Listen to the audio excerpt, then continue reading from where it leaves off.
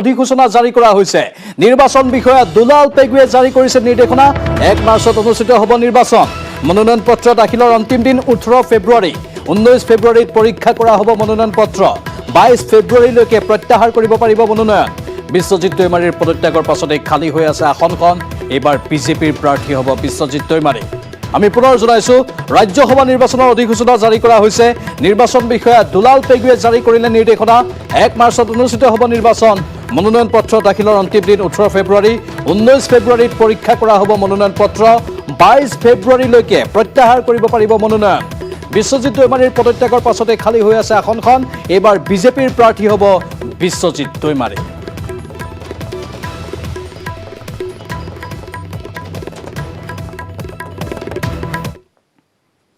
প্ৰদেশ কংগ্ৰেছৰ আহ্বানৰ প্ৰতি সঁহাৰি দি শোণিতপুৰ জিলাৰ 5 সমষ্টিত 36 জনে জনালে প্ৰাৰ্থিত্বৰ আবেদন আবেদনকাৰীৰ মাজত আছে বহু কেইগৰাকী হাই প্ৰফাইল নেতা শোণিতপুৰৰ 5 সমষ্টিত কংগ্ৰেছৰ 36 প্ৰাৰ্থী তেজপুৰত 12 জনৰ আবেদন বৰচলাত 9 জন চতিয়াত 8 জন ৰঙাপৰাত 5 জন আৰু ঢেকিয়াজুলি সমষ্টিত প্ৰাৰ্থিত্বৰ বাবে আবেদন কৰিছে 2 জনে ৰাজীৱ ভৱনত প্ৰাৰ্থিত্বৰ বাবে আবেদন জনোৱা কংগ্ৰেছৰ তালিকাত বহু হাই প্ৰফাইল নেতাৰ নাম তেজপুৰৰ পৰা এইবাৰ বিধানসভাত আবেদন প্ৰাক্তন সাংসদ তথা কংগ্ৰেছী ৰামপ্ৰসাদ শৰ্মাৰ দুটাকৈ সমষ্টিত আবেদন 2 জন প্ৰাৰ্থীৰ ৰঙাপৰা আৰু ঢেকিয়াজুলিত বিধানসভাৰ প্ৰাক্তন উপাধ্যক্ষ ভীমানন্দ তাঁতীৰ সমান্তৰালকৈ একালৰ বিজেপি বিধায়ক অভিজিৎ হাজৰিকাই আবেদন কৰিছে ৰঙাপৰা আৰু তেজপুৰ সমষ্টি তাৰ উপৰিও শোণিতপুৰৰ 5 সমষ্টিত কংগ্ৰেছৰ প্ৰাৰ্থিত্ব প্ৰত্যাশীৰ তালিকাত আছে বিধানসভাৰ প্ৰাক্তন অধ্যক্ষ টংক বাহাদুৰ ৰায় প্ৰদেশ কংগ্ৰেছৰ সম্পাদক অপূৰ্ব কুমাৰ ভট্টাচাৰ্য চতিয়াৰ প্ৰাক্তন বিধায়ক প্ৰাণেশ্বৰ বসুমতাৰীৰ নাম 17 ফেব্ৰুৱাৰীলৈ প্ৰদেশ কংগ্ৰেছে আবেদনৰ সময় বৃদ্ধি কৰালৈ চাই আৰু দীঘলীয়া হোৱাৰ সম্ভাৱনা আছে শোণিতপুৰৰ 5 সমষ্টিত নিৰ্বাচন খেলাৰ বাবে আগ্ৰহী কংগ্ৰেছৰ তালিকা এইসকলৰ মাজৰে বাছনিত উঠা 5 জনে আজৰি অনাৰ চেষ্টা কৰিব বৰ্তমানে বিজেপি অগপমৃত্যুজোঁটৰ দখলত থকা আসন কেইখন তেজপুৰৰ পৰা Hemanta Kumar Nath news 18 Assam north east সাধাৰণ নিৰ্বাচনৰ পূৰ্বে বৰপেটাত নিৰ্বাচনী বঁটা সম্পন্ন হ'ল প্ৰাৰ্থীসকলৰ মনোনয়ন দাখিল পৰ্ব প্ৰাৰ্থী আৰু সমৰ্থকৰ মাজত অব্যাহত আছে ব্যাপক উৎকণ্ঠা সাধাৰণ নিৰ্বাচনৰ পূৰ্বে আন এক নিৰ্বাচন অনুষ্ঠিত কৰিবলৈ সাজু সকলো সম্পন্ন হৈছে প্ৰাৰ্থীসকলৰ মনোনয়ন পত্ৰ দাখিলৰ কাম মনোনয়ন পত্ৰ দাখিলৰ বাবে যোৱা প্ৰাৰ্থী আৰু সমৰ্থকসকলৰ মাজত ব্যাপক উৎসাহ সন্মুখত বেনাৰ পোষ্টাৰ লৈ খোলতাল বজাই হৰিনাম আই নামৰ ধ্বনিৰে মুখৰিত সমগ্ৰ পৰিৱেশ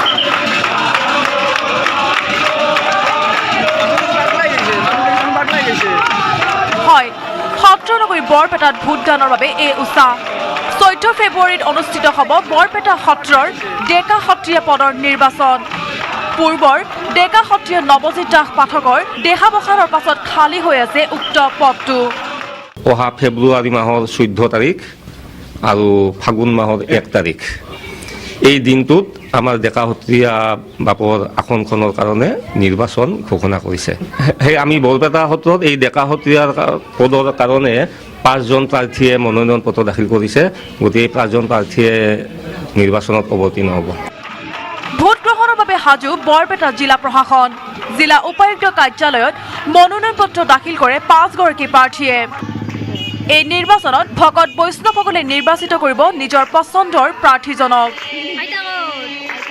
বৰপেটা সত্ৰত দৰ কৰ পালা এই যি দিয়ে সেই দিয়াসকলক ভাগ বুলি কোৱা হয় আৰু ভাগ অনুযায়ী ভোট আৰু সেই ভোটাৰসকলে বিচাৰ বিবেচনা কৰি যিজনক উপযুক্ত বুলি ভাবে তেওঁলোকক ভোট দিব জয়যুক্ত কৰাব আৰু খালী ঠাইখিনি পূৰণ কৰা হ'ব 5 গৰাকী প্ৰাৰ্থীৰ কোনজনৰ কপাল ফুলে সেয়া নিশ্চিত হ'ব 14 ফেব্ৰুৱাৰীত বৰপেটাৰ পৰা Niranjan Das news 18 Assam north east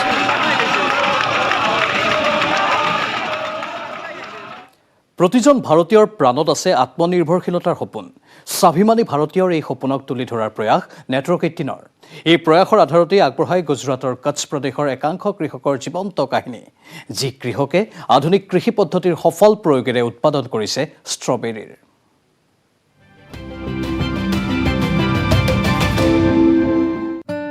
Over the last 2 decades, farmers in Gujarat, especially in Kutch, have made a living out of horticulture, cultivating fruits native to India such as mango, pomegranate and guava.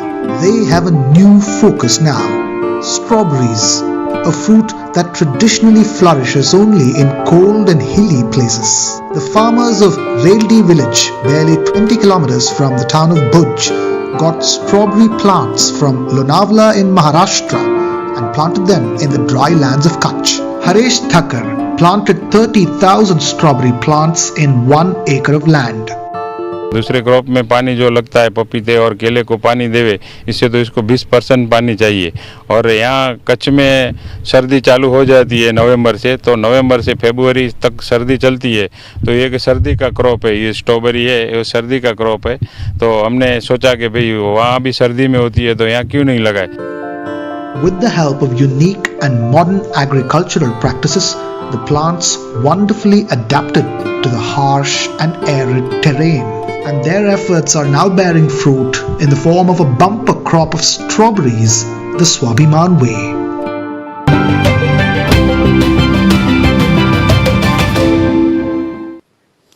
ধানৰ মিলত এক শোকাবহ ঘটনা। মেচিনৰ চেপাত মৃত্যু এগৰাকী কৰ্মৰত মহিলাৰ। হাওৰাঘাটৰ ৰংকুটত সংঘটিত হ'ল এই চাঞ্চল্যকৰ ঘটনাটো। এই ৰিপৰ্ট আগবঢ়াই বিদায় লৈছোঁ চিটি 18-ৰ পৰা। নমস্কাৰ।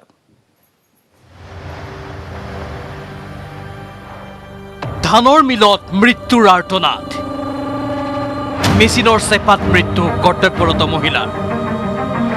কেনেকৈ সোমাল মেচিনৰ চকা, ফাদিল হোৱা নাই ৰহস্য।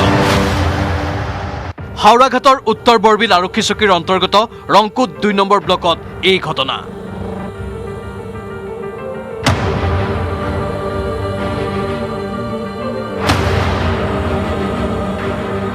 ধান জাৰি থাকোঁতেই হঠাৎ ধান কলৰ মেচিনৰ চেপাত ৰাজকুমাৰী দাস নামৰ প্ৰায় 50 ঊৰ্ধৰ মহিলাগৰাকীয়ে আঁকোৱালি লয় কৰুণ মৃত্যু।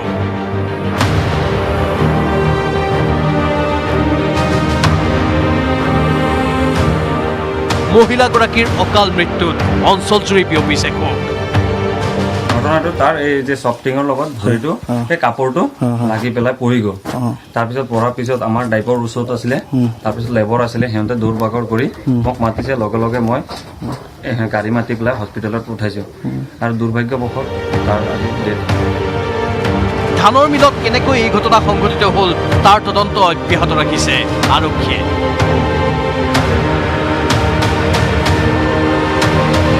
Bureau report, news 18, Assam north east.